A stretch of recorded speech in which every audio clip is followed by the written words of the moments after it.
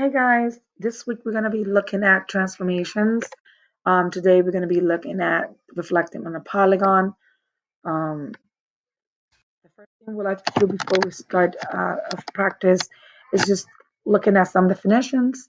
The first definition is a transformation. In geometry, a transformation is an operation that moves, flips, or changes a shape to create a new shape.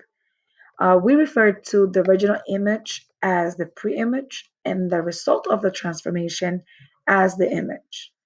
Also, if the pre-image and the image are congruent, then the transformation is an isometry.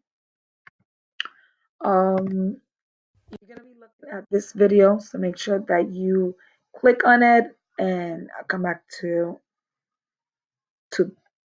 practice. Some other definition is reflection is a transformation that involves flipping a shape or figure over line of reflection or point. In reflections, all the points in the pre-image and the translated image are equidistant from the line. That means it has the same distance from the line of reflection. And these are some examples of line of reflections in the real world, just so you can see, you can have an idea of what it looks like.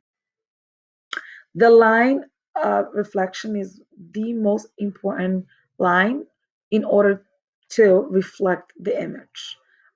Again, each point of the pre-image must be at equidistant from this line as well as each point of the image. Um, Looking at this example, the question here is which one is not a reflection? We can look at A, B, C, and D. A, we can see the line of reflection and how the pre-image is being mirror or reflected into the line over the line of reflection. We can look at B, which is also a reflection. If you see or notice, the word math is also mirroring each other. D, you can see the object in the image. You can see that there is equal distance between them and the line of reflection, and they are the same size. For C, we can see the object and the image. They look like it's being dragged to the front, so there's no flipping here. So C is an example of is not a reflection. Some of the common reflections are over the x-axis. If you notice, the first one is over the x-axis, either from the top to the bottom or bottom to top. Over the y-axis, right to left, left to right, and over the line y equals x or y equals negative x. And we're going to explore those later on.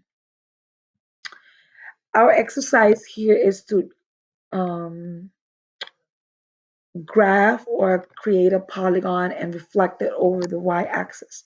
So I'm going to click on the link right here, GeoGebra, and I'm going to scroll down to my graphing, my coordinate plane, and we are going to click on the triangle here to create a polygon, and we're going to plot the points or the coordinates. The first one is -2, comma 1, so -2 in x, comma 1. The next one is -1 comma 3, so -1 in x, 3 in y, and the last one is -3 comma 4, -3 in x, 4 in y. And we have to connect it back to the first coordinates so it can close. So this is my polygon, and now we're gonna reflect this polygon triangle over the y-axis, which is this axis right here. I'm going to look at each of the points and I'm going to make sure that I have the same distance from the point to the axis so I can, duplicate that for my image. So A, I'm going to start at A, and A is 2 units away from the y-axis. So I'm going to count 1, 2, and this here will be my new point.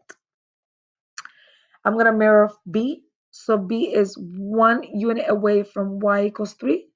Then my new B will be 1 unit away from y equals 3. My last point here is C, which is 1, 2, 3 units away from y equals 4. So I'm going to count 1, 2, 3 units away from y equals 4. And then I am going to close. And here is my reflection. Make sure you complete the practice, check your classroom, and I'll see you next time.